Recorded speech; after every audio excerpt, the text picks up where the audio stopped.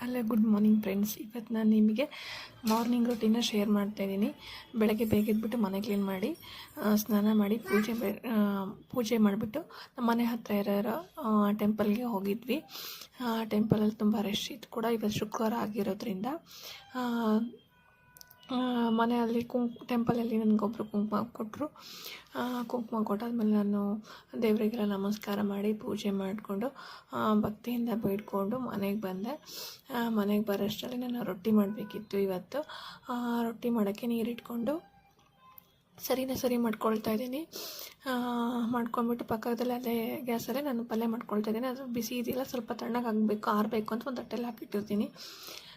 ಇವಾಗ ಒಗ್ಗರಣೆಗೆ ಸ್ವಲ್ಪ ಎಣ್ಣೆ, ಸಾಸಿವೆ, ಜೀರಿಗೆ ಮತ್ತು ನಾನು ನಿನ್ನೆ ನೈಟೇ ಮಡಿಕೆ ಕಾಳು ನೆನೆಸಿಟ್ಕೊಂಡಿದ್ದೆ. ಅದನ್ನು 2 ವಿಷಲ್ನ ಹೊಡೆಸಿಟ್ಕೊಂಡಿದ್ದೀನಿ. ಜಾಸ್ತಿ ಹೊಡೆಸ್ಕೊಂಡ್ರೆ ತುಂಬ ಮುದ್ದೆ ಆಗುತ್ತೆ, ಸೊ ನೋಡಿ ಹಾಕ್ಕೊಳ್ಳಿ. ಸಾಸಿವೆ, ಜೀರಿಗೆ ಮತ್ತು ಈರುಳ್ಳಿನ ಕಟ್ ಮಾಡಿ ಇಟ್ಕೊಂಡಿದ್ದೆ ಒಂದು.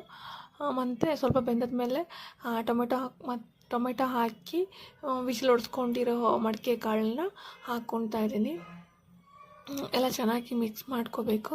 ಚೆನ್ನಾಗಿ ಮಿಕ್ಸ್ ಮಾಡ್ಕೊಂಡ್ಮೇಲೆ ಒಂದು ಕುದ್ದಾದಮೇಲೆ ನಾನು ರುಬ್ಬಿಟ್ಕೊಂಡಿದ್ದ ಹಸಿಮೆಣ್ಸಿನ್ಕಾಯಿ ಪೇಸ್ಟು ಮತ್ತು ಕೊರಿಯಾಂಡರ್ ಪೌಡರ್, ಸ್ವಲ್ಪ ರುಚಿಗೆ ತಕ್ಕಷ್ಟು ಉಪ್ಪು. ಕಾಳು ಬೇಯಿಸಬೇಕಾದ್ರೂ ನೀವು ಉಪ್ಪು ಹಾಕಿರ್ತೀರ, ಸ್ವಲ್ಪ ನೋಡಿಕೊಂಡು ಹಾಕಿಬಿಡಿ. ಉಪ್ಪು ಹಾಕಿದ್ಮೇಲೆ ಸ್ವಲ್ಪ ಅರಿಶಿನ, ಸ್ವಲ್ಪ ಬೆಲ್ಲ ಹಾಕಿದ್ದೀನಿ.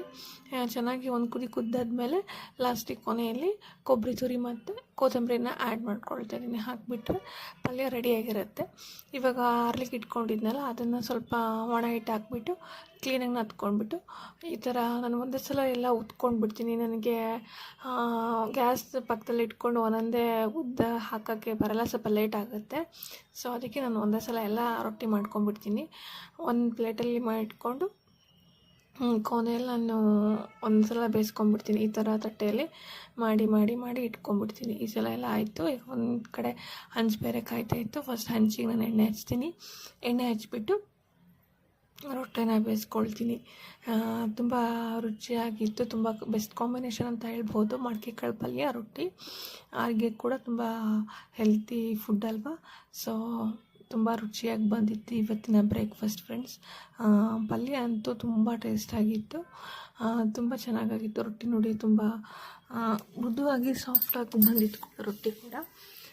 ರೊಟ್ಟಿ ಮಾಡಿಬಿಟ್ಟು ಎಲ್ಲ ಕೂತ್ಕೊಂಡು ಮನೆಯಲ್ಲೆಲ್ಲ ಇವತ್ತು ಮನೆಯಿಂದನೇ ಆಫೀಸ್ ನಮ್ಮ ಹಸ್ಬೆಂಡ್ಗೆ, ಸೊ ಮನೆಯಿಂದನೇ ಮಾಡ್ತಾಯಿದ್ರು. ಸೊ ರೊಟ್ಟಿ ಎಲ್ಲ ತಿಂದ್ಬಿಟ್ಟು ಇನ್ನು ಸಂಜೆ ನಾನು ಬಟಾಣಿ ಕಾಳು ಮತ್ತು ಅವರೆಕಾಳು ತೊಗೊಂಡಿದ್ದೆ, ಬಿತ್ತನೆ ಅಂತ ಬಿಡ್ತೇನೆ. ಇದಾಗಿತ್ತು ನನ್ನ ಮಾರ್ನಿಂಗ್ ರೂಟೀನು.